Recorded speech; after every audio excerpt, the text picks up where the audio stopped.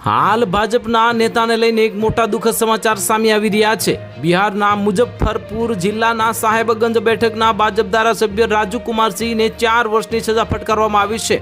આ સજાને પગલે તેમની ધારાસભ્ય પદ માટે અયોગ્યતા લાગુ થવાની શક્યતા છે। કોર્ટ પીડિત ડોક્ટર અર્ચના ગુપ્તાના પરિવારને 25 લાખ રૂપિયાનું વળતર ચૂકવવાનો પણ આદેશ આપવામાં આવ્યો છે।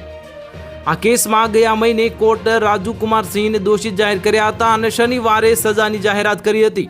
વિશેષ ન્યાયાધીશ વિશાલ ગોગને અગાઉ સજાના મુદ્દે બંને પક્ષોની દલીલો સાંભળી હતી।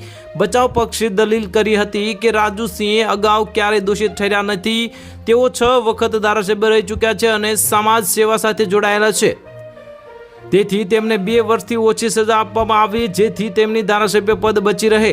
જો કે કોર્ટે આ દલીલ સ્વીકારી નહોતી। કોર્ટે રાજુ કુમારસિંહને ભારતીય દંડ સંહિતાની કલમ 304 ભાગ 2 તેમજ શસ્ત્ર અધિનિયમ કલમ 30 હેઠળ દોષિત ઠેરવ્યા હતા। આ મામલો 31 ડિસેમ્બર 2018ના રોજ દિલ્હીના ફતેપુર બેરી સ્થિત એક ફાર્મ હાઉસમાં યોજાયેલી ન્યૂ ઇયર પાર્ટી સાથે સંબંધિત છે। પાર્ટી દરમિયાન થયેલી હર્ષ ફાયરિંગમાં હાજર રહેલી ડોક્ટર અર્ચના ગુપ્તાને ગોળી વાગતા તેમનું મોત થયું હતું અને આ સજા ફટકારવામાં આવી છે। તો હાલ માટે આટલું જ। મળીશું નવી અપડેટ સાથે। જો તમને અમારા વિડીયો પસંદ આવતા હોય તો વિડીયોને લાઇક કરી દેજો, ચેનલને સબસ્ક્રાઇબ કરી બાજુમાં આવેલા બેલ આઇકનને દબાવી દો જેથી તમને આવા સમાચારની અપડેટ મળતી રહે।